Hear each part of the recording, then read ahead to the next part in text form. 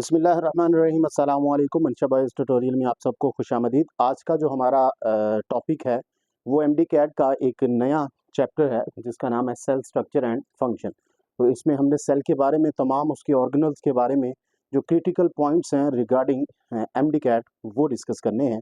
तो सबसे पहले इसका हिस्टोरिकल पर्सपेक्टिव है कि ये जो सेल है इसके बारे में हमें किसने बताया, क्या बताया और किस तरह से सेल के जो डिफरेंट ऑर्गेनल्स हैं वो डिस्कवर हुए।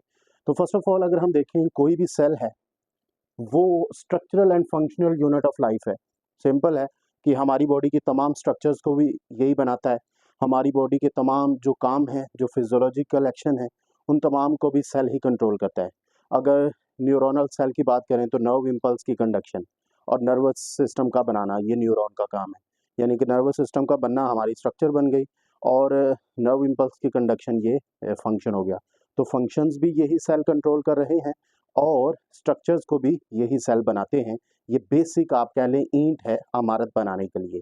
तो अगर हम देखें इसकी हिस्ट्री, सबसे पहले रॉबर्ट हुक जो साइंटिस्ट है इसने सेल के बारे में हमें पहला कॉन्सेप्ट दिया था और 1665 के अंदर उसने सेल को डिस्कवर किया था। कॉर्क टिश्यू जो है वो बेसिकली उसने अंडर माइक्रोस्कोप ऑब्जर्व किए और उसने कहा छोटे छोटे कंपार्टमेंट्स हैं जो कॉर्क टिश्यूज़ में नज़र आते हैं और इसी तरह के कंपार्टमेंट्स जो हैं ये बाकी तमाम किस्म के जानदारों में उनकी बॉडी के अंदर पाए जाते हैं। और उसने अपना ये जो काम है ये माइक्रोग्राफिया के अंदर पब्लिश किया था। इसी तरह से अगर देखें नेक्स्ट लॉरेंस हॉकिंस हैं 1805 में।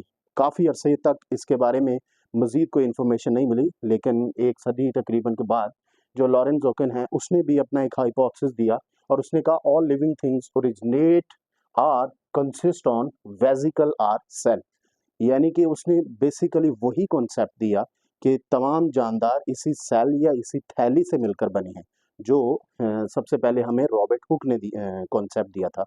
इसी तरह से नेक्स्ट अगर देखें डी लामार्क है 1809 के अंदर, उसने भी यही जो हाइपोथेसिस है इसी को थोड़ा सा एक्सपेरिमेंटली प्रूव किया कि nobody can have life if it is not formed of cellular tissue.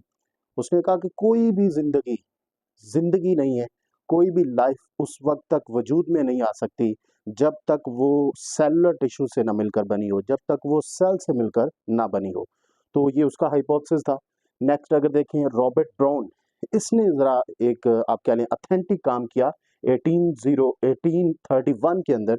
उसने न्यूक्लियस को डिस्कवर किया।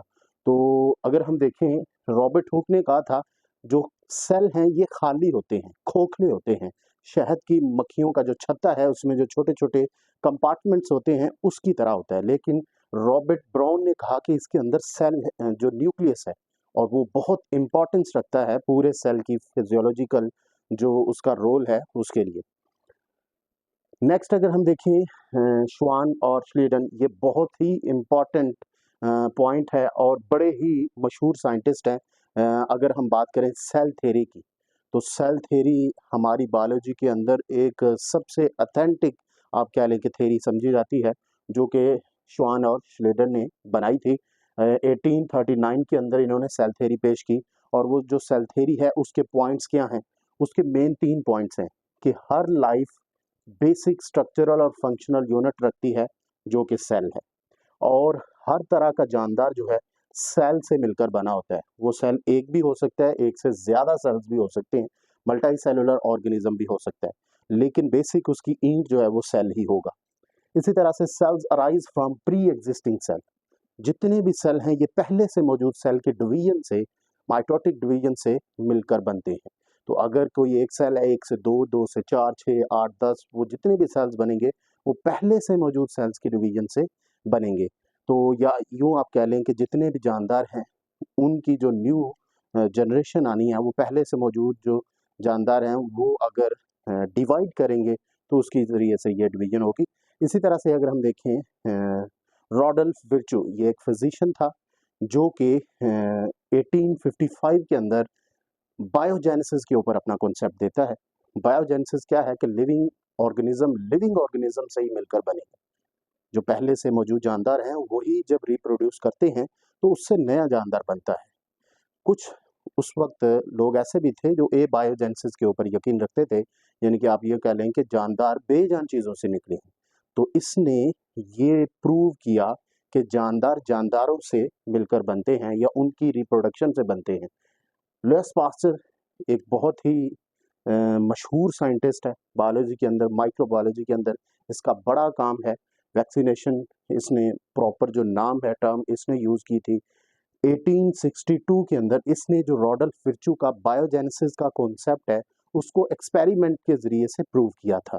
वो कैसे? इसने बैक्टीरिया की ग्रोथ करवाई, बैक्टीरिया को रिप्रोड्यूस करवाया। तो जो पहले से मौजूद बैक्टीरिया थे डेफिनेटली उन्हीं से न्यू बैक्टीरिया बन रहे थे।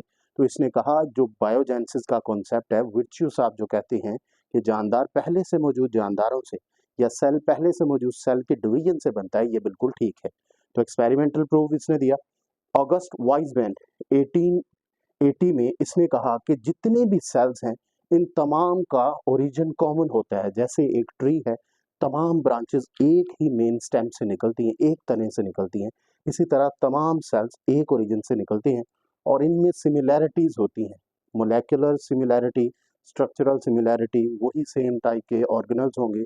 हर सेल के अंदर न्यूक्लियस है, हर सेल के अंदर डिफरेंट किस्म के जो ऑर्गेनल्स हैं वो पाए जाते हैं on the base of their functionality. तो ये एक सिंपल पर्सपेक्टिव था हिस्टोरिकली कि हमने सबसे पहले देखा कि सेल कब डिस्कवर हुआ, किसने डिस्कवर किया, कैसे डिस्कवर किया। उसके बाद न्यूक्लियस किस तरह से डिस्कवर हुआ, न्यूक्लियस के अलावा जो सेल थ्योरी है वो किस तरह से बनाई गई और बाकी इसके जो तमाम पैरामीटर्स हैं उनको हमने स्टडी किया।